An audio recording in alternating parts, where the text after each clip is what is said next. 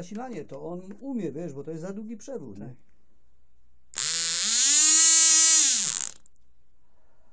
Nie? No dobrze, nie?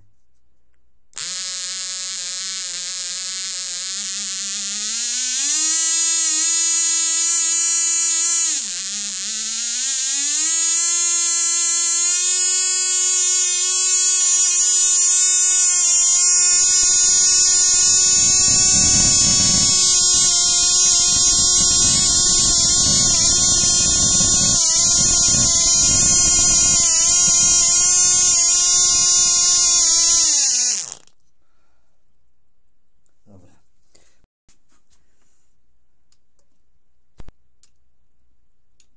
O, tak. O, tu rozkręcimy z kubańca i... Jeszcze mało.